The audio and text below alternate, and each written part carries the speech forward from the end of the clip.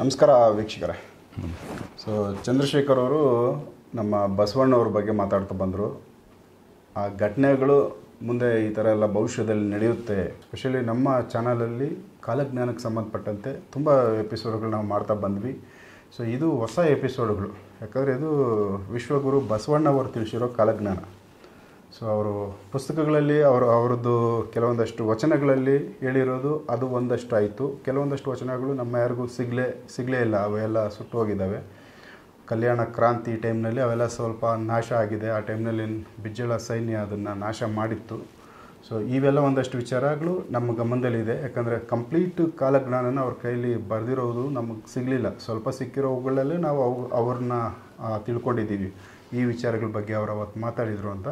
ಸಿಗದೇ ಇರೋ ಸುಮಾರಿದ್ವು. ಬಟ್ ಈಗ ಪ್ರೆಸೆಂಟು ಅವರೇನೆ ಸ್ವಪ್ನದಲ್ಲಿ ಬಂದು ಮಾತಾಡಿದಾಗ ಇನ್ನೂ ಇಂಪಾರ್ಟೆಂಟ್ ವಿಚಾರಗಳು ಅವರು ನಮ್ಮ ಚಂದ್ರಶೇಖರ್ ಅವ್ರಿಗೆ ತಿಳಿಸಿದ್ದಾರೆ. ಸರ್, ಈಗ ಕನಸಲ್ಲಿ ನಿಮಗೆ ಬಸವಣ್ಣವ್ರು ಬಂದು ಸಾಕಷ್ಟು ಸರಿ ಹೇಳಿದ್ದನ್ನೇ ಮತ್ತೆ ಮತ್ತೆ ಮತ್ತೆ ಹೇಳಿದ್ರ, ಇಲ್ಲ ಒಂದು ಸರಿ ಬಂದಾಗ ಒಂದು ವಿಚಾರ, ಇನ್ನೊಂದು ಸರಿ ಬಂದಾಗ ಇನ್ನೊಂದು ವಿಚಾರ, ಈ ಥರ ಪದೇ ಪದೇ ಬೇರೆ ಬೇರೆ ವಿಚಾರಗಳು ತಿಳಿಸಿರೋದ? ಯಾವ ಥರ ಒಂದೊಂದು ಸಲ ಬಂದಾಗ ಒಂದೊಂದು ವಿಚಾರ ಜಾಸ್ತಿ, ಮೊದಲು ಏನಿತ್ತು ಅದು ಬಿಟ್ಟು ಇನ್ನೊಂದು ವಿಚಾರ ಆಗ್ತದೆ. ಬೇರೆ ಬೇರೆ ವಿಚಾರಗಳು ತಿಳ್ಸ್ಕೊಂಡು ಬಂದ ಆದಮೇಲೆ ಒಂದು 3 ಸಲ 4 ಸಲ ತಿಳಿಸಿದ ಮೇಲೆ ಅದನ್ನೇ ರಿಪೀಟ್ ಮಾಡ್ತಾಯಿತ್ತು, ಮತ್ತೆ ರಿಪೀಟ್ ಆಗ್ತಾಯಿತ್ತು. ಅದನ್ನು ಮತ್ತೆ ಒತ್ತಿ ಹೇಳೋದು ರಿಪೀಟ್ ಮರಿಬಾರ್ದು. ಹಿಂಗಾಗ್ತದೆ ಮುಂದೆ ಹೇಳು ಜನಗಳಿಗೆ, ಭಯ ಪಡಿಸೋದಲ್ಲ, ಎಚ್ಚರ ವಹಿಸಿದ್ರೆ. ಯಾಕೆ ಸುಮ್ಮನೆ ಇದ್ರಿ, ಯಾಕೆ ಹೇಳಿರಲಿಲ್ಲ? ಹೇಳಕ್ಕಂದ್ರೆ ನಾವು ಹೇಳ್ತೀವಿ ನೋಡ್ರಿ, ಪ್ರಾಬ್ಲಮ್ ಜಾಸ್ತಿ ಇದ್ದು ಸ್ವಲ್ಪ ಊರಲ್ಲಿ, ಸ್ವಲ್ಪ ಹಿರಿಯರ ಒತ್ತಡ ಇದಾಗ್ತಿತ್ತು. ನಾನು ಅದು ಪುರಾಣ ಇದು ಹೇಳ್ಬೇಕಂತ ಓಂಕಾರ ಧ್ಯಾನ ಕೂಡ ಇದು ಮಾಡಿದ್ವಿ, ಸ್ಥಾಪನೆ ಮಾಡಿದ್ದೆ. ಅದಕ್ಕಾಗಿ ಧ್ಯಾನ ಕೇಂದ್ರ ಮಾಡಿ ಅದರಿಂದ ಹೇಳಿದ್ವಿ ಕೆಲವರಿಗೆ. ಊರಲ್ಲಿ ನಮ್ಮ ಧ್ಯಾನ ಕೇಂದ್ರಕ್ಕೆ ಯಾರು ಬರ್ತಿದ್ರು ಸ್ವಲ್ಪ ಅವ್ರ ಬಗ್ಗೆ ಗೊತ್ತು, ಹಿಂಗಾಗ್ತತೆ, ಇದನ್ನು ಪ್ರಚಾರ ಮಾಡ್ಬೇಕಂತಂದು ಕೂಡ ಹೇಳಿದ್ವಿ. ಅಷ್ಟರೊಳಗೆ ಕೊರೋನಾ ಬಂತು. ಅದು ಆದಮೇಲೆ ನಮಗೆ ಈ ವಿಡಿಯೋಗಳು ಕಳ್ಸೋಕೆ ನನಗೆ ಯಾವ ಅಷ್ಟು ಗೊತ್ತಿದ್ದಿಲ್ಲ ಅವಾಗ ಮೀಡಿಯಾದ್ದು. ನಾನೀಗ 2-3 ವರ್ಷದಿಂದ ನಿಮ್ಗೆ ನೋಡ್ತಾ ಇದ್ದೀನಿ. ಭಾಳ ಎಲ್ಲ ನಿಮ್ಮ ಎಪಿಸೋಡ್ ಏನು ಬರ್ತದೋ ಆ ಎಪಿಸೋಡ್ಗಳೆಲ್ಲ ನೋಡಿದ್ದೀನಿ, ಯಾವ ಬಿಟ್ಟಿಲ್ಲ ನಿಮ್ಮ. ಆ ಥರ ಆದಮೇಲೆ ನಾವು ಈಗ 3 ತಿಂಗಳ ಕೆಳಗೆ ನಿಮ್ಮನ್ನು ಕಾಂಟ್ಯಾಕ್ಟ್ ಮಾಡಿದ್ವಿ. ರಾಘವೇಂದ್ರ ಸಾರ್ ಅಂತೇಳಿ ಅವರು ರಾಯಚೂರು ಹತ್ರ ಬಂದಿದ್ದರು. ದೇವಸೂಗರು ಅಂತ ಸೂಗರೇಶ್ವರ ಇದಕ್ಕೆ ಬಂದಾಗನೇ ನಾನು ಅವತ್ತೇ ಫೋನ್ ಮಾಡಿ ಸಿಕ್ತೆ. ಅವ್ರದ್ದು ಫೋನ್ ಮಾಡಿ ಕಾಂಟ್ಯಾಕ್ಟ್ ಮಾಡಿದೆ. ಇಲ್ಲ ರೀ, ನಮಗೆ ಅವಸರ ಇದೆ, ಅಲ್ಲಿ ಬೆಂಗಳೂರಲ್ಲಿ ಅಲ್ಲಿ ಒಂದು ಲೋಕಲ್ ಇದು ಮಾಡೋದೈತೆ, ಅವ್ರಿಗೆ ಹೇಳಿದ್ವಿ, ಅಲ್ಲಿ ಹೋಗ್ತೀವಿ, ನೆಕ್ಸ್ಟ್ ಒಂದು ವಾರ 15 ದಿನ ಬಿಟ್ಟು ಬರ್ತೀವಿ, ಈ ಕಡೆ ಬಂದಾಗ ಮತ್ತೆ ಮಾಡೋಣ ನೋಡ್ರಿ ಅಂದರು. ಆಮೇಲೆ ಅವ್ರನ್ನ ಕಾಂಟ್ಯಾಕ್ಟ್ ಮಾಡೋಕ್ಕಾಗಲಿಲ್ಲ ಜಾಸ್ತಿ. 2 ಸಲ ಖಂಡಿತ ಮಾಡಿದ್ದೇನೆ, 2-3 ಸಲ ಮಾಡಿದ್ದೇನೆ ಅವರಿಗೆ. ಆದ್ಮೇಲೆ ನಿಮ್ಮ ನಂಬರ್ ಇದ್ದಿಲ್ಲ, ನಿಮ್ಮ ನಂಬರ್ ಇದ್ದರೆ ಡೈರೆಕ್ಟ್ ಆಗ್ತದೆ ನನಗೆ. ನಿಮ್ಮ ನಂಬರೇ ಸಿಗಲಿಲ್ಲ ಜಲ್ದಿ. ಆದಮೇಲೆ ಬೇರೆ ಇದು ಯಾವ್ದಂದ್ರೆ ಒಂದರಲ್ಲಿ ನಿಮ್ಮ ನಂಬರ್ ಹಾಕಿದ್ರಿ, ಈಗ ಇತ್ತೀಚೆಗೆ. ಆದಮೇಲೆ ನಿಮ್ಮನ್ನು ಕಾಂಟ್ಯಾಕ್ಟ್ ಮಾಡಿದೆ. ನಿಮ್ಮನ್ನು ಕಾಂಟ್ಯಾಕ್ಟ್ ಆದಮೇಲೆ ನೀವು ಬರೋಕೆ ಅಪ್ಪಣೆ ಕೊಟ್ಟ ಮೇಲೆ ನಿಮ್ಮ ಹತ್ರ ಬಂದು ಹೇಳ್ಬೇಕಂತ ನಮಗೊಂದು ಅಭಿಲಾಷೆ ಇತ್ತು. ಈಗ ಬಾಯಿಲೆ ಹೇಳಿದ್ರೆ ಯಾರು ಒಪ್ಪೋದಲ್ಲ ಊರಾಗ, ಇತಿಗೇನಪ್ಪ ಇಲ್ವಾ, ಇತಿಗೇನು ಮೆಂಟಲ್ಲ, ಇದು ಹೆಂಗಾತು ಇಷ್ಟು ಜೋರಾಗಿ ನಡೀತೈತಿ. ಈಗ ಟೆಕ್ನಿಕಲ್ ಸಮಾಜ ಇವಾಗ ಬಂದ್ಬಿಟ್ಟದೆ ಪ್ರಪಂಚದಲ್ಲಿ. ಇನ್ನು ಮುಂದೆ ಇನ್ನೂ ಏನೇನೋ ಕಂಡುಹಿಡ್ತಾ ಇದ್ದಾರೆ, ಇನ್ನೂ ಏನೇನೋ ಬರ್ತಾ ಇದ್ದಾವೆ. ಇವ್ರು ಏನು ಮೆಂಟಲ್ ಇದ್ದಂಗೆ ಇದ್ದಾನ ಅಂತಾರೆ ಅಂತೇಳಿ ಅಲ್ಲಿ ಕೆಲವು ಮೇನ್ ಇದ್ದವ್ರಿಗೆ ಸ್ವಲ್ಪ ಹೇಳಿದೆ. ನಮ್ಮ ಗುರುಗಳು, ಮನೆ ಗುರುನವ್ರು ಅಂತ ಇದ್ದಾರೆ ಮಠದವರು, ಆ ಗುರುಗಳಿಗೆ ಕೂಡ 2-3 ಸಲ ಹೇಳಿದ್ದೇವೆ ನಾವು. ಬಸವರಾಜ ಸ್ವಾಮಿಗಳು ಅಂತೇಳಿ ನಾಗರಾಳ ಮಠದವರವರು, ನಮ್ಮ ಮೇನ್ ಗುರುವಿನವರವರು. ಅವ್ರ ಹತ್ತಿರ ಕೂಡ ವಿಚಾರ ಮಾಡಿದ್ದೇನೆ, ಆಗ್ಬೋದಪ್ಪ, ಆಗಲಿ, ಮತ್ತು ಮಾಡು, ಶಿವನೆಚ್ಚೆ ಬಸವಣ್ಣವ್ರ ಅಂದಾರಂದ್ರೆ ಮತ್ತೆ ಆಗ್ಬೋದ್ರು, ಇಲ್ಲ ಅಂತ ಹೇಳಕ್ಕೆ ಬರಲ್ಲ, ಮಾಡು, ಎಲ್ಲರಿಗೆ ಹೇಳು, ಪ್ರವಚನ ಹೇಳು, ಆದ್ಮೇಲೆ ಧ್ಯಾನ ಕೇಂದ್ರ ಮಾಡಿ ಅಲ್ಲ ಅದನ್ನು ಮತ್ತೆ ಪ್ರಾರಂಭ ಮಾಡು ಅಂತ ಹೇಳಿದರು. ನಮ್ಮೂರು ಹಿರಿಯರಾಗ್ತಕ್ಕಂಥ ಲೆಕ್ಚರರ್ ಹನುಮಂತ ರೆಡ್ಡಿ ಅವರು ಕೂಡ ವಿಷಯ ತಿಳಿಸಿದ್ವಿ. ನಾವು ಈ ಥರ ಹೇಳ್ಬೇಕಂತ ಇದ್ವಿ, ಮಂತ್ರ ದೀಕ್ಷೆ ಕೊಡ್ಬೇಕಂತ ಇದ್ವಿ, ಹಣ ಮಾಡ್ಬೇಕಂತ ಇದ್ವಿ, ಇಲ್ಲಿ ಕಲ್ಯಾಣ ಮಂಟಪದಾಗ ಕೊಡ್ತಾರೆ ಅಂತ ಹೇಳಿದ್ವಿ. ಅವರೇ ಕಟ್ಸಿದ್ದು ಅದಕ್ಕೆ BM ಸೂಗರಲ್ಲಿ ಕಲ್ಯಾಣ ಮಂಟಪ ಅಂತೇಳಿ. ಅವ್ರಿಗೆ ಕೇಳಿದೆ, ಆಯ್ತು ಮಾಡಪ್ಪ, ನೀನು ಮಾಡೋಕ್ಕೆ ಯಾರು ಬೇಡ ಅಂತಾರೆ, ಮಾಡು, ಒಳ್ಳೇದಲ್ಲ ಅಂತ ಹೇಳಿದ್ರು ಅವರು ಕೂಡ.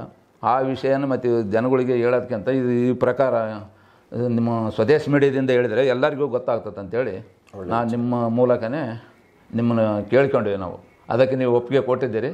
ನಿಮ್ಮ ಹತ್ರ ಬಂದು ಈಗ ಸರ್, ಮೊದಲು ಫಸ್ಟ್ ಬಿಗಿನಿಂಗ್ ನಿಮಗೆ, ಈಗ ನಾವೀಗ 2023ರಲ್ಲಿದ್ದೀವಿ. ಹೌದು. ಯಾವ ಇಸ್ವಿನಲ್ಲಿ ಫಸ್ಟು ನಿಮಗೆ ಬಸವಣ್ಣವರು ಕನಸಲ್ಲಿ ಬಂದಿದ್ದು? 2008ರಲ್ಲಿ. 2000 ಆಗ ಬಂದಿದ್ದು ನೆನಪಿದೆಯಾ ನಿಮಗೆ? ನೆನಪಿದೆ. ಏನೆಲ್ಲ ವಿಚಾರ ಬಂದು ತಿಳಿಸಿದ್ರು ಫಸ್ಟು? ಅವ್ರು ಬಂದು ನಾನು ಸ್ವಪ್ನದಲ್ಲಿ ಮಲ್ಲಿಕೊಂಡಾಗ ಬೆಳಗ್ಗೆ ಮುಂಜಾನೆ 3 ಗಂಟೆ ಆಗಿರ್ಬೋದು. ಆ ಟೈಮದಲ್ಲಿ ಸ್ವಪ್ನದಲ್ಲಿ ಬಂದರು ಅವರು.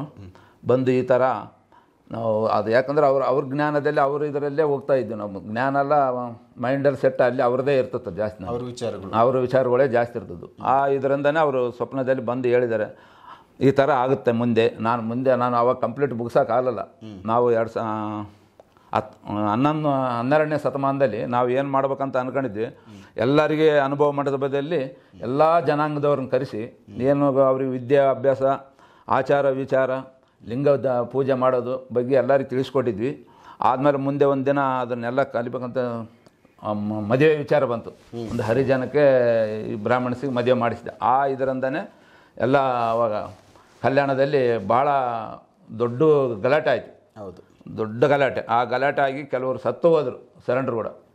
ಆಮೇಲೆ ಇವ್ರನ್ನ ಬ್ರಾಹ್ಮಣ ವಂಶದವರಲ್ಲಿ ಇವ್ರು ಬೇಡ ಅಂತಂದೇಳಿ ಅವ್ರನ್ನ ಬಿಟ್ಟು ಓಡಿಸಿಬಿಟ್ರು. ಇಲ್ಲಿ ಇರಬಾರ್ದು, ನೀವು ಇಲ್ಲಿ ಇರಂಗಿಲ್ಲ ಅಂತ. ಅವ್ರು ಹೋಗಿ ಮತ್ತೆ ಕೂಡಲ ಸಂಗಮದಲ್ಲಿ ಸೇರಿ ಅಲ್ಲೇ ಧ್ಯಾನ ಮಾಡ್ಕೊಂತ ಅಲ್ಲೇ ಐಕ್ಯ ಆದರು ಅವರು. ಇನ್ನು ಅವರು ಅಳಿದವರು ಏನಿದ್ರು ಚನ್ನಬಸವಣ್ಣವರು, ಅವರು ಇವರು ಏನು ಬರೆದಂಥ ವಚನಗಳಿದ್ದು ಆ ವಚನಗಳು ತೊಗೊಂಡು ಅವರು ಈ ಕಡೆ ಹೋದರು ಬೇರೆ ಇದರಲ್ಲಿ. ಅದು ಯಾವುದು ಉಳಿವಿ ಈ ಕಡೆ ಚಿಕ್ಕಮಂಗ್ಳೂರು ಈ ಸೈಡ್ ಎಲ್ಲ ಆ ಸೈಡೆ ಹೋಗಿ ಅಲ್ಲಿ ಅವರು ಐಕ್ಯವಾದರು. ಅದಕ್ಕಾಗಿ ಅವಾಗ ಸಂಪೂರ್ಣ ಮಾಡೋಕ್ಕಾಗಿಲ್ಲ.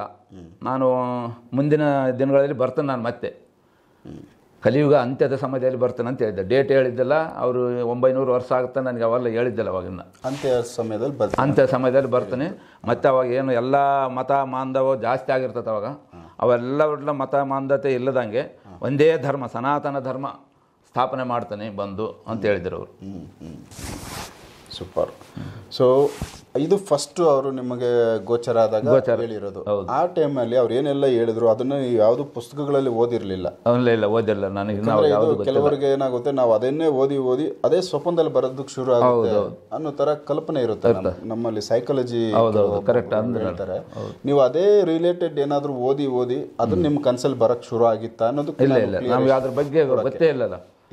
ಕಲಿಯುಗ ಅಂತ್ಯ ಆಗುತ್ತಂಬುದು ಗೊತ್ತಿಲ್ಲ, ಯಾವಾಗ ಆಗುತ್ತಂಬುದು ಗೊತ್ತಿಲ್ಲ. ಅವರು ಹೇಳಿದ ಮೇಲೇ ನಾನು ಸೂಕ್ಷ್ಮವಾಗಿ ಅವಾಗ ನಿಮ್ಮ ಇದರಲ್ಲಿ ಬರೋದು ನೋಡ್ತಿದ್ವಿ. ಟಿ ವಿಯಲ್ಲಿ ಬರ್ತಿದ್ವಿ ಕೆಲವೊಂದು ಎಪಿಸೋಡ್ಗಳು. ಕಲಿಯುಗ ಅಂತ್ಯ ಆಗ್ತದೆ ಅಂತ, 12ರಲ್ಲಿ ಅಂತ್ಯ ಆಗ್ತದೆ ಅಂತ ಏನು ಹೇಳಿದ್ರಲ್ರಿ ಅವಾಗ. ಆ ಥರ ಕೇಳಿದ್ವಿ ಅಷ್ಟೇ. ಮತ್ತು 12 ಅಂದ್ರೆ ಇನ್ನು ಸಮೀಪ ಬಂತಲ್ಲ, ಇದು ಯಾವುದು ಹೇಳಿಲ್ಲ ನನಗೆ. 12 ಅಂತ ಇವ್ರು ನಮ್ಮ ಬಸವಣ್ಣವ್ರು ಯಾವುದು ಹೇಳಿಲ್ಲ ನನಗೆ. ಆ ವಿಷಯನೇ ತಿಳಿಸಿಲ್ಲ. ಮುಂದೆ ಯಾವಾಗ ಆಗುತ್ತೋ ಗೊತ್ತಿಲ್ಲ. ಮತ್ತು 12-13 ಮತ್ತೆ ಸ್ಟಾರ್ಟ್ ಆಯ್ತು. ನಾನು 900 ವರ್ಷ ಆಗ್ತದೆ ನಾನು ಕರೆಕ್ಟು. 2033 ಸೆಕೆಂಡ್ ಟೈಮ್ ಬಂದಿದ್ದು. ಏನಂತ ಹೇಳ್ತಾರೆ ಅವಾಗ ಬಸವಣ್ಣವರು, ನಾನು ನಿನಗೆ ಹೇಳ್ತಾ ಇದ್ದೀನಿ, ನೀನೇನು ಇದು ಮಾಡ್ತಾ ಇಲ್ಲ, ಜನಗಳಿಗೆ ಹೇಳ್ತಾ ಇಲ್ಲ. ನನಗೆ ಹೇಳೋ ತಾಕತ್ತಿಲ್ಲ ಅವಾಗ. ಸಣ್ಣ ಇದು ಭಯ ಆಗ್ತಿತ್ತು ಹೇಳಲಿಕ್ಕೆ. ಹೆಂಗೆ ಒಪ್ತಾರೆ ಅವಾಗ, ಇನ್ನು ಯಾವುದು ಇದು ಪೊಸಿಷನ್ ಇದ್ದಿಲ್ಲ ಜನಗಳು. ಆ ಥರದಿಂದ ನಾನು ಸುಮ್ಮನೆ ಇದ್ದೆ ಅಷ್ಟೇ. ನಾವು ಅವ್ರದ್ದು ಏನಿದ್ದು ವಚನಗಳು ಅವು ಓದಿಕಂತ ಸುಮ್ಮನೆ ಪೂಜೆ ಪುನಸ್ಕಾರ ಆಚಾರ ವಿಚಾರದಲ್ಲಿ ಹೋಗ್ತಾ ಇದ್ದೆ. ಆ ಟೈಮ್ನಲ್ಲಿ ಮತ್ತೆ ಬಂದರು ಅವರು 2013ರಲ್ಲಿ ಬಂದು ಈ ಥರ ನಾನು ಬರ್ತಾ ಇದ್ದೀನಿ, 900 ವರ್ಷ ಆಗ್ತದೆ, 900 ವರ್ಷ 33ರಲ್ಲಿ ಆಗ್ತದೆ. ಆವಾಗ ನಾನು ಬರ್ತೀನಿ ಮತ್ತೆ ಈ ಭೂಮಿ ಮೇಲೆ ಬಂದು ಧರ್ಮನ ಸ್ಥಾಪನೆ ಮಾಡ್ತೇನೆ, ಸನಾತನ ಧರ್ಮ ಸ್ಥಾಪನೆ ಮಾಡ್ತೇನೆ. ಮತ್ತೆ ಯಾವುದು ಕುಲ ಮತ ಭೇದ ಭಾವ ಯಾವುದೂ ಇರೋದಲ್ಲ. ಅವಾಗ ಎಲ್ಲರೂ ಸಮಾನರಾಗಿರ್ತಾರೆ ಅಂತ ಹೇಳಿದ್ದಾರೆ ಅವರು. 2ನೇ ಸಲ ಬಂದಾಗ ಇದೆಲ್ಲ ಹೇಳಿದ್ದಾರೆ ನಮಗೆ. ಕ್ಲಿಯರಾಗಿ ಹೇಳಿದ್ದಾರೆ. ಕ್ಲಿಯರಾಗಿ ಹೇಳಿದ್ದಾರೆ. ಓಕೆ. ಅಂದರೆ ಟೋಟಲ್ ಈಗೇನು ಬೇರೆ ಬೇರೆ ಧರ್ಮಗಳು ನಾವು ನೋಡ್ತಾ ಇದ್ದೀವಿ, ಅವೆಲ್ಲ ನಾಶ ಆಗುತ್ತಾ? ನಾಶ ಯಾವ ಇರೋದಲ್ಲ ಧರ್ಮ. ಆ ಧರ್ಮದಲ್ಲಿರೋ ಜನ ವಾಪಸ್ಸು ಸನಾತನ ಧರ್ಮಕ್ಕೆ ಕನ್ವರ್ಟ್ ಆಗ್ತಾರೆ. ಅಂದ್ರೆ ಅಷ್ಟು ಜನ ಇರಲ್ಲ ಅವಾಗ. ಕನ್ವರ್ಟ್ ಆಗ್ಬೇಕಂದ್ರೆ ಕೆಲವು 108 ಕೋಟಿ ಜನ ಇರ್ತಾರೆ. ಅವ 108 ಕೋಟಿ ಜನ ನಮ್ಮ ಹಿಂದೂಗಳೇ ಇರಲ್ಲ ಅವರು. ಕೆಲವರು ಸಿಖ್ಖರು ಉಳಿದಿರ್ಬೋದು, ಮುಸ್ಲಿಮ್ಸು ಉಳಿದಿರ್ತಾರೆ. ಧರ್ಮ ಅವರು ಅಲ್ಲೇ ಕೆಲವರಿಗೆ ಧರ್ಮ ಇದೆ.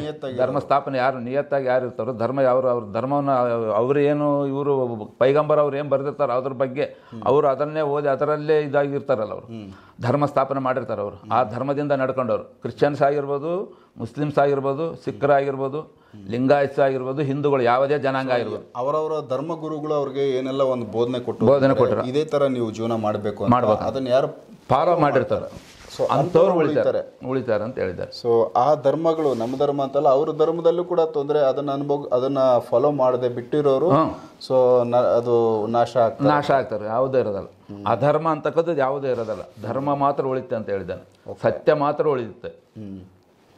ಆದಮೇಲೆ ಮುಂದಿನ ಸತ್ಯಯುಗದಲ್ಲಿ ಅಧರ್ಮ ಅಂದ್ರೆ ಏನು ಗೊತ್ತಿರಕಲ್ಲ, ಅಸತ್ಯ ಅಂದ್ರೆ ಏನು ಗೊತ್ತಿರಕಲ್ಲ. ಅವರಿಗೆಲ್ಲ ಸತ್ಯವಂತರಾಗಿರ್ತಾರೆ. ಅಂದ್ರೆ ನಮ್ಗೀಗ ಬುದ್ಧಿ ಇದೆ, ಹೌದು, ನಮ್ಮ ಮೈಂಡ್ ಪರಿವರ್ತನೆ ಆಗುತ್ತಾ? ಪರಿವರ್ತನೆ ಆಗುತ್ತೆ ಅವಾಗ. ನಾವು ಅದನ್ನ ಪ್ರಕೃತಿನೇ ಪರಿವರ್ತನೆ ಮಾಡ್ತದೆ. ನಮ್ಗೆ ಈ ಪ್ರಕೃತಿ ಏನೈತೆ ಆ ಪ್ರಕೃತಿ ಅವಾಗ ಕಂಪ್ಲೀಟ್ ಪರಿವರ್ತನೆ ಆಗಿರ್ತದೆ. ಅವಾಗ ನಮ್ಮ ಮೈಂಡ್ ಕೂಡ ಅದಕ್ಕೆ ತಕ್ಕಂತೆ ಪರಿವರ್ತನೆ ಆಗ್ತಾ ಹೋಗ್ತದೆ. ಓಕೆ. ಹಿಂದೆ ನಮ್ಮ ಎಷ್ಟು ಬುದ್ಧಿವಂತರಿದ್ದರು, ಇವಾಗ ಯಾಕಿಲ್ಲ ಅಂದರೆ ಪ್ರಕೃತಿನ ನಾವು ಹಾಳು ಮಾಡ್ಕೊಂತ ಹೆಂಗೆ ಬರ್ತೀವೋ ನಮ್ಮ ಮೈಂಡ್ ಕೂಡ ಅದೇ ಥರ ಹಾಳಾಗ್ತಾನೆ ಹೋಗ್ತಾ ಇದೆ. ಆಧ್ಯಾತ್ಮಿಕದಲ್ಲಿ ಇದ್ದು ಆಚಾರ ವಿಚಾರದಿಂದ ಹೆಂಗೆ ಮೊದಲದ್ದು ಸಣ್ಣ ಚಿಕ್ಕಂದಿನಿಂದ ಅವ್ರು ನಡ್ಕೊಂತ ಹೋದರೆ ಅವ್ರಿಗೆ ಏನು ಪ್ರಕೃತಿ ಏನು ಇದು ಮಾಡೋದಲ್ಲ, ಅವ್ರಿಗೆ ಒಳ್ಳೆ ದಾರಿಯೇ ತೋರಿಸ್ತಾ ಇರ್ತಾರೆ. ನಮ್ಮ ಆಲೋಚನೆಗಳು ಏನಿರ್ತಾವೆ, ಒಳ್ಳೆ ಆಲೋಚನೆ ಇದ್ರೆ ಒಳ್ಳೊಳ್ಳೆವೇ ಕಾಣ್ತಾವೆ, ಒಳ್ಳೊಳ್ಳೆದೇ ನೋಡ್ತಾ ಇರ್ತವೆ, ಮನಸ್ಸಿಗೆ ಒಳ್ಳೆದೇ ಬರ್ತಾನೆ ಇರ್ತದೆ. ಆ ಮೈಂಡಿಗೆ ನಾವು ಕೆಟ್ಟ ಆಲೋಚನೆ ಮಾಡಿದ್ರೆ ಕೆಟ್ಟವೇ ಬರ್ತಾ ಇರ್ತಾವೆ, ಸಿಕ್ಕಾಪಟ್ಟೆ ಬರ್ತಾವೆ, ಮತ್ತೆ ಅವು ಜಾಸ್ತಿ ಬರ್ತಾವೆ. ನಾವು ಮೈಂಡ್ ಸೆಟ್ ಏನಿರ್ತದೆ ಯಾವಾಗಲೂ ಒಳ್ಳೆ ಆಲೋಚನೆ ಮಾಡಬೇಕು, ಶಿವನ ಧ್ಯಾನದಲ್ಲೇ ಇರಬೇಕು. ಆ ಥರ ಇದ್ದಾಗ ಪ್ರತಿಯೊಂದು ಒಳ್ಳೆಯದಾಗೇ ಕಾಣ್ತದೆ. ಪ್ರತಿ ವಸ್ತು, ಪ್ರತಿ ಜೀವಿಗಳಲ್ಲಿ ನಾನಿದ್ದೇನೆ, ಪ್ರತಿ ಮನುಷ್ಯರಲ್ಲಿ, ಪ್ರತಿ ಸರ್ವರಲ್ಲೂ ನಾನಿದ್ದೇನೆ, ಸರ್ವ ಜೀವಿಗಳಲ್ಲೂ ನಾನಿದ್ದೇನೆ, ಸರ್ವರಲ್ಲೂ ನನ್ನನ್ನು ಕಾಣಂತ ಹೇಳ್ತದೆ ನಮ್ಮ ಶಿವಪರಮಾತ್ಮ. ಸೊ ಈಗ ಬಸವಣ್ಣವರು ನೆಕ್ಸ್ಟ್ ಈಗ ಎಲ್ಲಿ ರಾಜ್ಯನ ಕಟ್ಟೋದು ಬಂದು ಅದು ಅಷ್ಟು ನನಗೆ ಹೇಳಿಲ್ಲ, ಅವ್ರು ಗೊತ್ತಿಲ್ಲ. ಒಟ್ಟು ರಾಜ್ಯ ಆಳ್ತಾನೆ ಅಂತ ಹೇಳಿದ್ದಾರೆ, ಬರ್ತು ಅಂತ ಹೇಳಿದ್ದಾರೆ. ಎಲ್ಲಿ ಬರ್ತಾರೆ ಗೊತ್ತಿಲ್ಲ, ಎಲ್ಲಿ ಬರ್ತಾರೆ ಫಸ್ಟ್ ಅನ್ನೋದು ಗೊತ್ತಿಲ್ಲ, ಎಲ್ಲಿ ಬರ್ತಾರಂತ ಗೊತ್ತಿಲ್ಲ. ಶ್ರೀಶೈಲಕ್ಕೆ ಬರಬಹುದು ಅಂತ ಮೋಸ್ಟ್ ಅಲ್ಲಿದ್ದಾನೆ ಸ್ಟಾರ್ಟ್ ಆಗ್ತಾರೆ ಅವರು. ಶ್ರೀಶೈಲದಿಂದ ಶುರುವಾಗೋದು ಮಲ್ಲಿಕಾರ್ಜುನ ಸ್ವಾಮಿ, ಶ್ರೀಶೈಲ ಮಲ್ಲಿಕಾರ್ಜುನ ಸ್ವಾಮಿ ಇದರಲ್ಲಿದ್ದಾನೆ. ಅಲ್ಲಿ ಅವ್ರನ್ನ ಅಪ್ಪಣೆ ತಗೊಂಡು ಹೊರಗಡೆ ಮತ್ತೆ ಪ್ರಚಾರಕ್ಕೆ ಬರ್ತಾರೆ ಹೊರಗಡೆ. ಅವರು ಎಲ್ಲಿ ಸ್ಥಾಪನೆ ಮಾಡ್ತಾರೆ, ಯಾವ ರಾಜ್ಯದಲ್ಲಿ ಇರ್ತಾರೆ, ನಮ್ಮ ಕರ್ನಾಟಕ ರಾಜ್ಯ, ಮತ್ತು ಯಾವ ರಾಜ್ಯ ಬೇರೆ ರಾಜ್ಯ ಏನಿಲ್ಲ, ಕರ್ನಾಟಕದಲ್ಲೇ ಇರ್ತಾರೆ. ಯಾವ ರಾಜ್ಯ ಅದು ಮತ್ತೆ ಮೊದಲು ಅಲ್ಲಿ ಬಿಜ್ಜಳ ರಾಜ ಆಳಿದ್ದ ತಾವಿದ್ದ ಸ್ಥಳಕ್ಕೆ ಬರ್ತಾರೋ, ಇನ್ನೂ ಒಂದು ಸ್ಥಳ ಮಾಡ್ಲಿಕ್ಕೆ ಇದು ಮಾಡ್ತಾರೆ, ಆಯ್ಕೆ ಮಾಡ್ತಾರೆ. ಅದು ಇನ್ನೂ ನನಗೆ ಇವತ್ತಿನವರೆಗೆ ಗೋಚರ ಆಗಿಲ್ಲ, ಗೋಚರ ಆಗಿಲ್ಲ ಅದ್ರ ಬಗ್ಗೆ. ಒಟ್ಟು ಬರ್ತಾರೆ, ರಾಜ್ಯ ಆಳೋದು ಕಾಯಂ ಮಂತ್ರಿ ಆಗಿರ್ತಾರೆ. ಅವ್ರು ಕೃಷ್ಣ ಪರಮಾತ್ಮ ಏನಾಗಿತ್ತು ಅಲ್ಲಿ ಕಲಿಕೆ ಕೊನೆಯ ಅವತಾರ, ಅವರೇ ರಾಜ ಆಗಿ ಬರ್ತಾರಂತೆ. ಅವ್ರ ಕೈ ಕೆಳಗೇನೆ ಇವರು ಮಂತ್ರಿ ಆಗ್ತಾರೆ. ಕಲ್ಕಿ ಅಂದರೆ ಈಗ ನಾವು ವೀರಬ್ರಹ್ಮೇಂದ್ರ ಸ್ವಾಮಿಗಳು ಅಂತೀವಿ, ಅವರನ್ನೇ ನೆಕ್ಸ್ಟ್ ವೀರಭೋಗ ವಸಂತರಾಯರಾಗಿ ಬರ್ತಾರೆ ಅಂತ ಹೇಳ್ತಾ ಇದ್ದಾರೆ, ಬರ್ತಾರೆ ಅಂತ ಅವ್ರು ಹೇಳಿರೋದು. ಹೌದು, ಬೇರೆ ಯಾರೋ ಬರ್ತಾರೆ, ಬಟ್ ಫೈನಲ್ ಅವರು ಕಲ್ಕಿ ಅನ್ನೋದು ಒಂದು ಫೇಮಸ್ ಮಾತಾಡ್ಕೊಂತ ಅವದೊಂದು ಅವತಾರ, ನೆಕ್ಸ್ಟ್ ಬರೋ ಅವತಾರ ಕಲ್ಕಿ ಅವತಾರ ಅಂತ. ಕಲ್ಕಿ ಅವತಾರ ಕೊನೆಯ ಅವತಾರ, ಅವರದ್ದು ಒಂದು ಅವತಾರ ಆದಮೇಲೆ ಅವರಿಗೆ ಪ್ರಧಾನ ಮಂತ್ರಿಗಳಾಗಿ ನಮ್ಮ ಬಸವಣ್ಣವ್ರು ಇರ್ತಾರೆ. ಅವ್ರ ರಾಜ್ಯದಲ್ಲಿ ಇವರು ಪ್ರಧಾನ ಮಂತ್ರಿ. ಸೊ ಇವರು ಮಂತ್ರಿಗಳೇನು ಅವಾಗಿದ್ರು ಸೇಮ್ ಅದೇ ತರ ಬಿಜ್ಜಳ ರಾಜ ಇದ್ದಾಗ ಪ್ರಧಾನ ಮಂತ್ರಿಗಳಾಗಿ ಬಸವಣ್ಣವ್ರು ಇದ್ರು. ಸೇಮ್ ಈಗ ಕಲ್ಕಿಯವ್ರು ಬಂದಾಗ ಇವರು ಪ್ರಧಾನಮಂತ್ರಿ, ಆ ರೀತಿ ನಿಮ್ಗೆ ಗೋಚರ ಆಗಿದೆ. ಓಕೆ. ಸೊ ಮುಂದೆ ಭವಿಷ್ಯದಲ್ಲಿ ಭೂಮಿ ಏನೆಲ್ಲ ಬದಲಾಗುತ್ತೆ, ನಿಮ್ಮ ಕಣ್ಣಿಗೆ ಭೂಮಿ ಏನೆಲ್ಲ ಒಂದು ಬದಲಾವಣೆ ಕಾಣಿಸಿದೆ ಆ ವಿಚಾರ? ಭೂಮಿಯಲ್ಲಿ ಸಾಕಷ್ಟು ಬದಲಾವಣೆ ಆಗುತ್ತೆ. ಅದು ಏತಕ್ಕ ಬಂದರೆ ಇದು ಕಲಿಯುಗ, ಕೊನೆ ಯುಗ ಇದು. ಅದಕ್ಕೆ ಕಂಪ್ಲೀಟ್ ಈ ಯುಗದಲ್ಲಿ ಮಾತ್ರ ಕಂಪ್ಲೀಟ್ ಭೂಮಿ ಬದಲಾವಣೆ ಆಗುತ್ತೆ. ಪ್ರಕೃತಿ ಸತ್ಯಯುಗದಲ್ಲಿ ಆಗೋದಲ್ಲ, ತ್ರೇತಾಯುಗದಲ್ಲಿ ಆಗೋದಲ್ಲ, ದ್ವಾಪರ ಯುಗದಲ್ಲಿ ಆಗೋದಲ್ಲ. ಸತ್ಯಯುಗದಲ್ಲಿ ಏನು ನಡೆದಿತ್ತು ಅಂಬೋದು ಗೊತ್ತಾಗಬೇಕಂದ್ರೆ ತ್ರೇತಾಯುಗದಲ್ಲಿ ಗೊತ್ತಾಗಬೇಕಂದ್ರೆ ಆ ಹಿಂದೆ ಅದು ಸತ್ಯಯುಗದಲ್ಲಿ ಏನೇನು ನಡೆದು ಅವೆಲ್ಲ ಬೇಕಲ್ಲಿ ಗೋಚರ ಆಗ್ಬೇಕು. ಆ ಕುರುಹುಗಳು ಸಿಗಬೇಕಲ್ಲ ಅವರಿಗೆ, ಅದಕ್ಕಾಗಿ ಅದು ಬೇಕು ಅವ್ರಿಗೆ. ಆಮೇಲೆ ತ್ರೇತಾಯುಗದಲ್ಲಿ ಏನು ನಡೀತೋ ಅವ್ರಿಗೆ ದ್ವಾಪರ ಯುಗದವ್ರಿಗೆ ಗೊತ್ತಾಗಂಗಿಲ್ಲ. ಹೌದು. ಮತ್ತು ಅವ್ರಿಗೆ ಗೊತ್ತಾಗಬೇಕಂದ್ರೆ ತ್ರೇತಾಯುಗದ ಏನು ನಡೀತಪ್ಪ ಹೆಂಗಿತ್ತು ಅವೆಲ್ಲ ಕುರುಹುಗಳು ಬೇಕು, ಅದು ಹಂಗೆ ಇರ್ತದೆ. ಅದಕ್ಕೆ ಅವ್ರು ದ್ವಾಪರ ಯುಗದವ್ರು ನೋಡೋಕೆ ಹಂಗೆ ಉಳ್ಕೊಂತದೆ. ಆದ್ಮೇಲೆ ದ್ವಾಪರ ಯುಗದಲ್ಲಿ ಏನು ನಡೀತು ಕೊನೆ ಇದರಲ್ಲಿ ಅದೆಲ್ಲ ಮತ್ತೆ ಕಲಿಯುಗದವ್ರಿಗೆ ಏನೂ ಗೊತ್ತಿರಂಗಿಲ್ಲ ಅವಾಗ ಕಂಪ್ಲೀಟ್. ಅವ 4 ಯುಗದಲ್ಲಿ 3 ಯುಗದಲ್ಲಿ ಮೇಲೆ ಯುಗದಲ್ಲಿ ಏನೇನು ನಡೆದಿರ್ತಾವೆ ಅವೆಲ್ಲ ಬೇಕಂತಂದರೆ ಕುರುಹುಗಳೆಲ್ಲ ಸಿಗ್ತಾವೆ. ಬೇಕಲ್ಲ ಇವ್ರಿಗೆ ಗೊತ್ತಾಗಬೇಕಲ್ಲ, ಪರಂಪರೆ ಏನಿತ್ತು, ಹಿಂದೆ ಹೆಂಗೆ ನಡೀತು, ಯಾವ ಕಾಲದಲ್ಲಿ ಏನೇನು ನಡೆದು ಅವೆಲ್ಲ ಗೊತ್ತಾಗಬೇಕಂದ್ರೆ ಇವ್ರಿಗೆ ನಾವು ದೇವಾತ್ಮರುಗಳಲ್ಲ. ಅದಕ್ಕಾಗಿ ನಮಗೆಲ್ಲ ಗೊತ್ತಾಗಬೇಕಂತ 3 ಯುಗದಲ್ಲಿ ಏನೇನು ನಡೆದಿರ್ತಾವ ಅವೆಲ್ಲ ನಮಗೆ ಕುರುಹುಗಳು ಸಿಗಾಗೆ ಮಾಡಿಟ್ಟು ಇರ್ತಾರೆ. ಅದಕ್ಕಾಗಿ ಇಲ್ಲಿ ಏನು ಚೇಂಜ್ ಆಗೋದಲ್ಲ ಭೂಮಿಯಲ್ಲಿ. ಅವರು ಕೂಡ ಭೂಮಿಯನ್ನು ಅಷ್ಟು ಹಾಳು ಮಾಡಿರಂಗಿಲ್ಲ ಆ ಕಾಲದಲ್ಲಿ. ಸತ್ಯಯುಗದಲ್ಲಾಗಲಿ ತ್ರೇತಾಯುಗದಲ್ಲಾಗಲಿ ಸ್ವಲ್ಪ ಮಟ್ಟಿಗೆ ತ್ರೇತಾಯುಗ ಆದಮೇಲೆ ಸ್ವಲ್ಪ ಜಾಸ್ತಿ ದ್ವಾಪರ ಯುಗದಲ್ಲಿ ಕೆಡ್ತದೆ ಭೂಮಿ ಪ್ರಕೃತಿ. ಆದ್ರೆ ಅದು ಅಲ್ಲಿಗೆ ಇದು ಮಾಡ್ಕೊಂಬಿಡ್ತಾರೆ, ಬ್ಯಾಲೆನ್ಸ್ ಸರಿ ಮಾಡಿಬಿಡ್ತದೆ. ಈ ಕಲಿಯುಗದಲ್ಲಿ ಬಂದು ಈಗ 100 ವರ್ಷದ ಹಿಂದಲಿದ್ದಾನೆ ತಗೊಳ್ರಿ ಎಷ್ಟೆಲ್ಲ ನಾವು ಹಾಳು ಮಾಡಿದ್ವಿ ಪ್ರಕೃತಿನ. ಗುಡ್ಡನೇ ಕಡ್ಕೊಂಡು ಬಂದು ನಾವು ಮನೆ ಮಠ ಆಫೀಸ್ಗಳು ಫ್ಯಾಕ್ಟ್ರಿಗಳು ಎಲ್ಲ ಕಟ್ಟಿದ್ವಿ. ಆದ್ಮೇಲೆ ಮೈನ್ಸ್ ಗುಡ್ಡ ಅಂತಂದು ಮೈನ್ಸ್ ಗುಡ್ಡನೇ ತಿಂದು ಇದು ಮಾಡಿಬಿಟ್ಟಿದ್ದಾರೆ, ಡೇಗಿ ಬಿದ್ದಾರೆ. ಆದ್ಮೇಲೆ ಭೂಮಿ ಆ ಬ್ಯಾಲೆನ್ಸ್ ತಪ್ಪಿ ಬಿಡ್ತದೆ ಅವಾಗ. ಹೌದಿಲ್ಲ, ಇಲ್ಲಿ ಇದ್ದು ಬ್ಯಾಲೆನ್ಸ್ ಏನಿರ್ತದೋ ಅದೆಲ್ಲ ತೆಗೆದಾಗ ಇನ್ನೊಂದು ಕಡೆ ಹೋದಾಗ ಇದು ಬ್ಯಾಲೆನ್ಸ್ ತೆಗಿತದೆ, ಭೂಮಿಯ ಬ್ಯಾಲೆನ್ಸ್. ಆ ಥರ ಆಗ್ತದೆ. ಆ ಥರದಿಂದಾನೆ ಅದಕ್ಕೆ ಇವಾಗ ಸತ್ಯಯುಗ ಏನು ನೆಕ್ಸ್ಟ್ ಬರ್ತದೋ ಸತ್ಯಯುಗದವ್ರಿಗೆ ಇಂದ್ಲು ಯುಗದ ಏನೇನು ನಡೆದೊಂಬದು ಅವ್ರಿಗೆ ಗೊತ್ತು, ದೇವಾತ್ಮರವರು. ತ್ರೇತಾಯುಗದಾಗ ಹೆಂಗೆ ನಡೀತೀವಿ, ದ್ವಾಪರ ಯುಗದಲ್ಲಿ ಏನು ನಡೀತೀವಿ, ಕಲಿಯುಗದಲ್ಲಿ ಏನು ನಡೀತೀವಿ ಎಂಬುದೆಲ್ಲ ಅವ್ರಿಗೆ ಗೊತ್ತೇ ಇರುತ್ತೆ. ಅದಕ್ಕೆ ಇವು ಯಾವ ಕುರುಹುಗಳು ಇರಂಗಿಲ್ಲ ಅವಾಗ, ಕಂಪ್ಲೀಟ್ ಕ್ಲೋಸ್ ಏನೂ ಇರೋದಲ್ಲ, ತೊಳೆದು ಬಿಡ್ತಾರೆ ಭೂಮಿ. ಪ್ರಕೃತಿ ಮೊದಲು ಏನಿತ್ತು ಫಸ್ಟು ಭೂಮಿ ಹುಟ್ಟಿದಾಗ ಅವಾಗ ಏನಿತ್ತು ಆ ಥರನೇ ಪ್ರಕೃತಿ ಸ್ಥಾಪನೆ ಆಗ್ತದೆ ಅವಾಗ. ಕಂಪ್ಲೀಟ್ ಕಂಪ್ಲೀಟ್ ಎಲ್ಲ ಕ್ಲೋಸ್ ಆಗುತ್ತೆ. ಆದ್ಮೇಲೆ ನಾವು ಮಣ್ಣು ಕೂಡ ಕೆಂಪು ಮಣ್ಣು ತಂದು ಇಲ್ಲಿ ರೋಟಿಗೆ ಹಾಕ್ಕೊಂಡು ಕೆಂಪು ಮಣ್ಣನ್ನು ಇದು ಮಾಡಿರ್ತೀವಿ. ಬಿಳೆ ಮಣ್ಣು ನೋಡ್ರಿ ಅದು ಹೆಂಗಿದೆ ಅಂದರೆ ಕರೆ ಮಣ್ಣಿದ್ದಲ್ಲಿ ಕೆಂಪು ಮಣ್ಣು ಇರಲ್ಲ, ಮಿಕ್ಸಿಂಗ್ ಇರಲ್ಲ, ಅದು ಸಪ್ರೇಟ್ ಎಷ್ಟು ಚೆನ್ನಾಗಿ ಮಾಡಿಟ್ಟಿದ್ದಾನೆ ದೇವರು. ಆದ್ರೆ ನಾವು ಜೇಡು ಮಣ್ಣು ಬೇರೆ, ಎರೆ ಮಣ್ಣು ಬೇರೆ, ಕೆಂಪು ಮಿಶ್ರಿತ ಮಣ್ಣು ಬೇರೆ, ಈ ಥರ ಹೆಂಗಿದೆ. ಸೌಳು ಮಣ್ಣು ಬೇರೆ. ಮತ್ತೆ ಆ ಸೌಳು ಮಣ್ಣು ಬಂದರೆ ಸೌಳು ಮಣ್ಣಲ್ಲೇ ಇರ್ತದೆ, ಅಲ್ಲಿ ಬೇರೆ ಮಣ್ಣು ಸೇರ್ಪಡೆ ಆಗೋದಲ್ಲ. ಅದನ್ನು ನಾವು ಎಲ್ಲ ಸೇರ್ಪಡೆ ಮಾಡ್ತಾ ಇದ್ವಿ. ಈಗ ಮಿಕ್ಸ್ ಮಾಡಿ ತೆಗ್ಗಿದ್ದು ಮಿಟ್ಟೆ ಮಾಡಿ ಹೊಡೆದಾದ ಇದು ಬೆಳೆಲ್ಲ ಈ ಭೂಮಿಯಲ್ಲಿ ಅಂತಂದು ಮತ್ತೆ ಬೇರೆ ಮಣ್ಣು ತಂದು ಹಾಕಿ ಇನ್ನೆಲ್ಲ ಮಾಡಿರ್ತದೆ, ಹೊಲ ಕೆಡಿಸ್ಬಿಟ್ಟಿರ್ತದೆ ಪ್ರಕೃತಿನ. ಆ ಪ್ರಕೃತಿ ಎಲ್ಲ ಅವಾಗ ಮತ್ತೆ ಎಲ್ಲಿದ್ದಿದ್ದು ಆ ಸ್ಥಳಕ್ಕೆ ಹೋಗ್ತಾವೆ. ಕೆಂಪು ಮಣ್ಣು ಬಂದು ಕೆಂಪು ಮಣ್ಣಲ್ಲೇ ಇರ್ತದೆ, ಎರೆ ಮಣ್ಣು ಬಂದು ಎರೆ ಮಣ್ಣಿಗೆ ಹೋಗ್ತದೆ, ಜೇಡು ಮಣ್ಣು ಬಂದು ಜೇಡು ಮಣ್ಣಿನಲ್ಲೇ ಇದಾಗ್ತದೆ. ಅದೇ ಥರ ಪ್ರಕೃತಿ ಏನಾಗ್ತದೆ ಅಂದರೆ ಗುಡ್ಡಕ್ಕಿಂದ ನಾವು ಏನು ಕಡ್ಕೊಂಡು ಬಂದು ನಾವು ಕಲ್ಲುಗಳ ಕಟ್ಟಿ ಇದು ಮಾಡಿದ್ದು, ಬಂಡೆ ಆಗಿರ್ಬೋದು, ಕಲ್ಲಾಗಿರ್ಬೋದು, ಕರೆ ಬಂಡೆ ಬಂದು ಕರೆ ಬಂಡೆಯಲ್ಲೇ ಹೋಗ್ತದೆ. ಮತ್ತೆ ಅದು ಬೆಳೆ ಬಂಡೆ ನಾವು ಏನು ಕಡ್ಕೊಂಬಂದಿದ್ದು, ಬೆಳೆ ಕಲ್ಲು ಬೆಳೆ ಬಂಡೆಗಳು ಏನಿರ್ತಾವೆ ಅವೆಲ್ಲ ಕರಿಗೆ ಗುಡ್ಡ ಆದಂಗಾಗಿ ಮತ್ತೆ ಹೋಗಿ ಗುಡ್ಡಕ್ಕೆ ಸೇರ್ತಾವೆ. ಹೌದಾ? ಇದು ವಾಪಸ್ ಹೋಗ್ತಾವೆ. ಯಾವ ಥರ ಇದು ವಾಪಸ್ ಹೆಂಗೆ ಹೋಗಕ್ಕೆ ಸಾಧ್ಯ? ಅದು ಕರಿಗೆ ಉಂಡೆ ಆಗಿಬಿಡ್ತಾವ್ರಿ. ಉಂಡೆ ಆಗಿ ಭೂಮಿಯಲ್ಲಿ ಫಾಸ್ಟಾಗಿ ಹೋಗ್ತಾ. ಅದು ಎಷ್ಟೋ ಸೆಕೆಂಡ್ ಎಷ್ಟು ನಿಮಿಷ ಐತೆ ಗೊತ್ತಿಲ್ಲ ನನಗೆ, ಅದು ಅಷ್ಟು ಕರೆಕ್ಟ್ ಇಷ್ಟೇ ನಿಮಿಷ ಇಷ್ಟೇ ಸೆಕೆಂಡ್ ಅಂತ ಇದಾಗಿಲ್ಲ. ಪರಮಾತ್ಮ ಆವಾಗ ಚೇಂಜ್ ಮಾಡ್ಬೇಕಾದ್ರೆ ಪ್ರಕೃತಿ ಕಂಪ್ಲೀಟ್ ಭೂಮಂಡಲನೇ ಆತನ ಕೈ ಸ್ವಾಧೀನ ತಗೊಂಡು ಆ ಭೂಮಂಡಲದಲ್ಲಿ ಏನಾಗಬೇಕು ಅದ್ರ ಕಂಪ್ಲೀಟ್ ಮೊದಲು ಹೆಂಗಿತ್ತು ಪ್ರಕೃತಿ ಆ ಥರ ಮಾಡ್ಬೇಕಂತೇಳಿ ಕಲ್ಲು ಗುಂಡುಗಳೆಲ್ಲ ಬೆಳೆಗಲ್ಲ ಹೋಗಿ ಬೆಳೆ ಬಂಡೆಯಲ್ಲಿ ಅದು ಅದೇ ಗುಡ್ಡಕ್ಕೆ ಹೋಗಿ ಸೇರ್ಕೊಂತದೆ. ಕರೆ ಬಂಡೆ ನಾವು ಆಗ್ತಿದ್ವಲ್ರಿ ಬ್ಲ್ಯಾಕ್, ಅವು ಬ್ಲ್ಯಾಕ್ ಕಲ್ಲ ಬಂದು ಬ್ಲ್ಯಾಕಿಗೆ ಹೋಗಿ ಸೇರ್ಕೊಂತಾವೆ. ಗ್ರಾನೈಟ್ ಬಂದು ಗ್ರಾನೈಟ್ನಲ್ಲೇ ಸೇರ್ತದೆ ಆ ಕಲ್ಲಲ್ಲಿ. ಆದಮೇಲೆ ನಾವು ಮೈನ್ಸ್ ಅಂತ ನಾವು ಕೆಬ್ಬಣ ಏನು ಮಾಡಿರ್ತೀವಿ, ಆ ಮೈನ್ಸ್ ಕೂಡ ಕರಿಗೆ ಉಂಡಾಗಿ ಮತ್ತೆ ಮಣ್ಣಿನಲ್ಲೇ ಮೈನ್ಸ್ನಲ್ಲೇ ಹೋಗಿ ಸೇರ್ತದೆ. ಅದು ಆ ಸ್ಥಳದಲ್ಲಿ. ಅದಕ್ಕೆ ನಾವು ಎಲ್ಲಿ ಬೇಕಲ್ಲಿ ಇಲ್ಲಿ ತೋಟದಲ್ಲಿ ಇಲ್ಲಿ ಮೈನ್ಸ್ ಸಿಗಂಗಿಲ್ಲ. ಮೈನ್ಸ್ ಗುಡ್ಡದಾಗ ಹೋಗಿ ಮೈನ್ಸ್ ಎಲ್ಲಿ ಇರ್ತದೆ ಅಲ್ಲೇ ತೆಗೆದ್ರೆ ಮಾತ್ರ ಮೈನ್ಸ್ ಸಿಗ್ತದೆ. ಹೌದಲ್ಲ? ಬೆಳೆ ಕಲ್ಲು ಹೋಗಿ ನಾವು ಅಲ್ಲಿ ಕರೆ ಕಲ್ಲು ತೆಗಿಬೇಕಂದ್ರೆ ಬರಲ್ಲ, ಬೆಳೆ ಕಲ್ಲನೇ ಬರ್ತದೆ ಅಲ್ಲಿ. ಆ ಥರ ಅವು ಎಲ್ಲಿದ್ದು ಆ ಸ್ಟಾಪಿಗೆ ಅಲ್ಲಿಗೆ ಹೋಗಿ ನಿಂದಿರ್ತಾವೆ. ಆದಮೇಲೆ ಹೋಗೋ ಕಾಲಕ್ಕೆ ಎಷ್ಟು ಫಾಸ್ಟಾಗಿ ಹೋಗಿರ್ತಾವೆ. ಹೋಗ್ತಾನೆ ಅಲ್ಲಿ ಗುಡ್ಡದ ಬಾಗ್ಲಾಗ ನಿನ್ನ ಹೋಗಿರೋಕಲ್ಲ ಅಲ್ಲಿ ಸ್ಟಾಪ್ ಆಗಿರ್ತದೆ, ಟೈಮ್ ಮುಗಿದೋಗ್ಬಿಟ್ಟಿರ್ತದೆ. ಆ ಟೈಮ್ನೊಳಗೆ ಸೇರ್ಕೊಂಡು ಹೋಗಲ್ಲ, ಮೇಲೆ ಗುಡ್ಡದಾಗ ಸೇರ್ಕೊಂತಾವೆ. ಅವು ಗುಂಡು ಅದು ಒಂದು ಗುಂಡಿನ ಮೇಲೆ ಒಂದು ಗುಂಡು ಹಿಂಗೆ ನಿಂತ್ಕೊಂಡಿರ್ತದೆ ನೋಡ್ರಿ, ಅದು ಅಲ್ಲಿಗೆ ಹಂಗೆ ಸ್ಟಾಪ್, ಆ ಸ್ಟಾಪ್ ಹಂಗೆ ಅಂತರ ಮೇಲೆ ನಿಂತ್ಕೊಂಡ್ಬಿಟ್ಟಿರ್ತದೆ. ಆ ಥರ ನಡೀತದೆ. ಪ್ರಕೃತಿ ಮಾತ್ರ ಮಾಡಿ ನಾವು ತಯಾರು ಮಾಡಿ ಹಿಡಿದು ನಿಂದ್ರಲ್ಲ.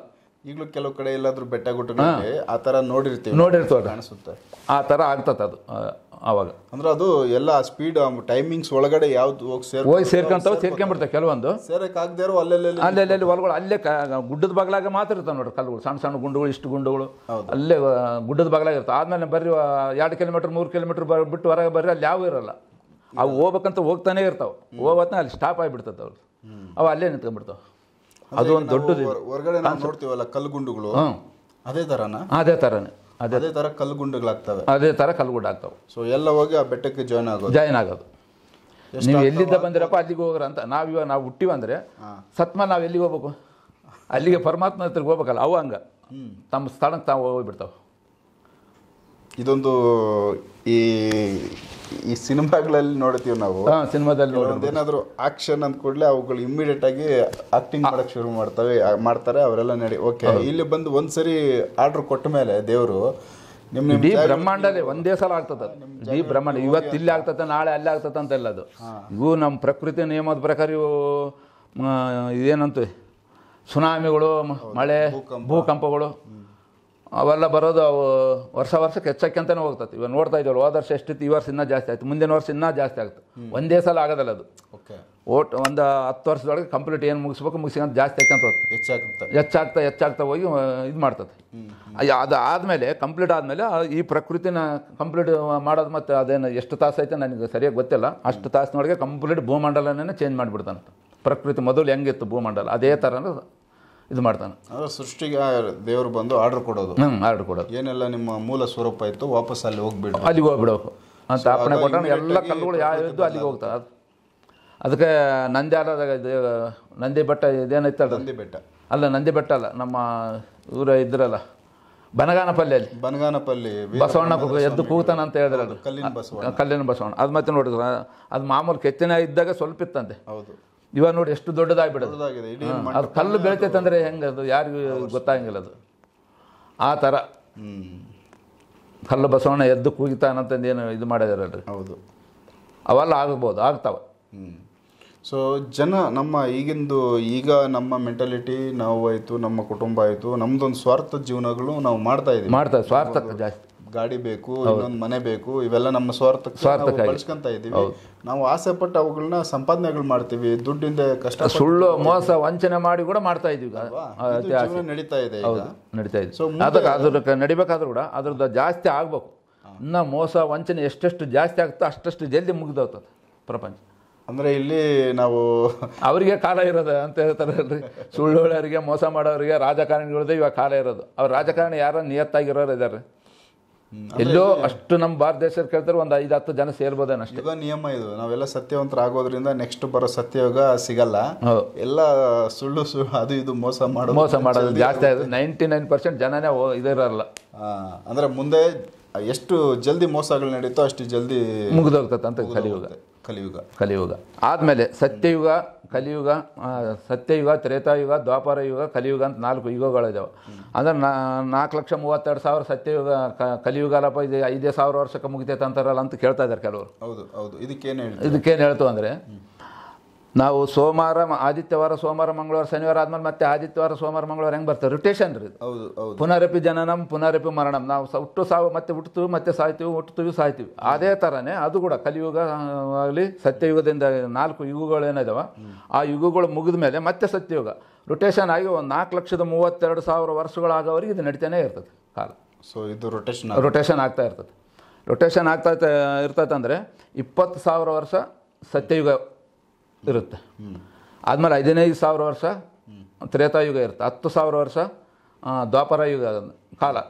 ಆದಮೇಲೆ 5,000 ವರ್ಷ ನಮ್ದು 5,133 ವರ್ಷ ಆಗ್ತದೆ ಅಲ್ಲಿಗೆ ನಮ್ಮ ಕಲಿಯುಗ ಅಂತ. ಮತ್ತೆ ಸತ್ಯಯುಗದಾಗ ಹಂಗೆ ಬರುತ್ತೆ. 250 ವರ್ಷ ಸತ್ಯಯುಗದಲ್ಲಿ ಬಂದು ಅವ್ರ ಆಯುಷ್ಯ ಬಂದು 250 ವರ್ಷ ಇರ್ತದೆ. ಈಗ ನಾವು 100 ವರ್ಷ ಅನ್ಕೋತೀವಿ, ಅಲ್ಲಿ 250 ವರ್ಷ ಇರ್ತಾರೆ ಅವಾಗ. ಅಂದರೆ ಇದಕ್ಕಿಂತ ಧ್ಯಾನ ಮಾಡಿದ ಅವ್ರನ್ನ 1000 ವರ್ಷ 100 ವರ್ಷ ಇಲ್ಲೇ ಒಬ್ರು ಇರ್ತಾರೆ. ಅದು ಬೇರೆ ಕಾನ್ಸೆಪ್ಟ್. ಇದು ಇರೋದಂದ್ರೆ ಅದಷ್ಟೇ 250 ವರ್ಷ. ಸಾಮಾನ್ಯ ಜನಗಳಿಗೆ ಇರೋದು 250. ಇನ್ನೂ ಜಾಸ್ತಿ ಇರ್ತದೆ ಅವ್ರಿಗೆ ಆಯುಷ್ಯ. ಅದು ಸತ್ಯಯುಗದಲ್ಲಿ. ತ್ರೇತಾಯುಗದಲ್ಲಿ ಬಂದು 200 ವರ್ಷ ಆಯುಷ್ಯ ಇರ್ತದೆ. ಆದಮೇಲೆ ದ್ವಾಪರ ಯುಗದಲ್ಲಿ ಬಂದು 150 ವರ್ಷ ಆಯುಷ್ಯ. ಆದಮೇಲೆ ಇದು ಕಲಿಯುಗದಲ್ಲಿ ಬಂದು 100 ವರ್ಷ ಆಯುಷ್ಯ. ಅಂದ್ರೆ ಇಲ್ಲಿ ಕರೆಕ್ಟಾಗಿ ಆರೋಗ್ಯವಾಗಿ ಬದುಕರು 100 ವರ್ಷ ಇರ್ತಾರೆ. ಈಗ ಅದು ಕೂಡ ಇರ್ತಾರೆ ಆರೋಗ್ಯ. ಆದ್ಮೇಲೆ ಈಗ ಆರೋಗ್ಯ ಎದಕ್ಕಾಗಿಲ್ಲಪ್ಪ ಅಂತ ಕೆಲವರಿಗೆ ಕಲಬೆರಕೆ ಆಗ್ಬಿಡ್ತಲ್ಲ. ಪ್ರತಿಯೊಂದು ಆಹಾರದಲ್ಲಿ ಕಲಬೆರಕೆ ಬಂದ್ಬಿಟ್ಟು ಮಿಡ್ಲಲ್ಲಿ ಹೋಗ್ಬಿಡ್ತಾರೆ. ಅದರಿಂದನೂ ಸ್ವಲ್ಪ ಎಫೆಕ್ಟ್. ಆಗ ಸತ್ಯಯುಗದಲ್ಲಿ ಜನಗಳದ್ದು ಜೀವನ ಹೇಗಿರುತ್ತೆ, ಯಾವ ಥರ ಜೀವನ ಮಾಡ್ತಾರೆ ಅಂತ ಸತ್ಯಯುಗದಲ್ಲಿ ಬಂದು ಅವ್ರು ಯಾವುದು ಈ ಥರ ಬಂಡಿ ಎತ್ತು ಹೊಲ ಭೂಮಿ ಉಳಬೇಕಂಬುದಿರಲ್ಲ ಸರ್. ಹೌದು. ಅವರೆಲ್ಲ ದೇವತೆಗಳು. ಅವ್ರು ಏನು ಧ್ಯಾನ ಮಾಡೋದು, ಪೂಜೆ, ಧ್ಯಾನ, ಪರಮಾತ್ಮನ ಧ್ಯಾನ. ಆ ಸತ್ಯಯುಗದಲ್ಲೇ ಬಂದು ಇವು ನಾವು ಮೂರ್ತಿ ಪೂಜೆಗಳು ಏನು ಮಾಡ್ತೀವಿ, ಮೂರ್ತಿಗಳು ಇದಾರಲ್ಲ, ಆ ಮೂರ್ತಿಗಳು ಯಾವೂ ಇರೋದಲ್ಲ. ಬರೇ ಈಶ್ವರ, ಗುಂಡು, ಶಿವ, ಲಿಂಗದ ರೂಪ. ಲಿಂಗನೇ ಮೇನ್ ಫಸ್ಟ್. ಇನ್ನು ಯಾವ ಮೂರ್ತಿಗಳು ಇರಲ್ಲ ಅವಾಗ. ರಾಮನ ಮೂರ್ತಿ ಆಗಲಿ, ಕೃಷ್ಣ ಆಗಲಿ, ಶಿವಂದ ಮೂರ್ತಿಗಳು ಬರ್ತಾವಲ್ಲ, ಶಿವನ ಮೂರ್ತಿಗಳು ಅವೆಲ್ಲ ಯಾವೂ ಇರಲ್ಲ ಅವಾಗ. ಯಾಕಂದ್ರೆ ಅವ್ರ ದೇವರುಗಳು.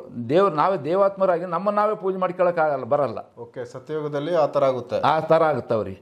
ಸತ್ಯಯುಗದಲ್ಲಿ ಬಂದು ಬರೀ ಲಿಂಗ ಪೂಜೆನೇ ಮಾಡೋದು. ಲಿಂಗಗಳೇ ಇರೋದಲ್ಲಿ. ಈಶ್ವರನ ಬಿಟ್ಟು ಬೇರೆ ದೇವರೇ ಇರಲ್ಲ. ಲಿಂಗ ಪೂಜೆ ಅಷ್ಟೇ. ಲಿಂಗ ಒಂದೇ ಇಡೀ ಟೋಟಲ್ ಸತ್ಯಯುಗ.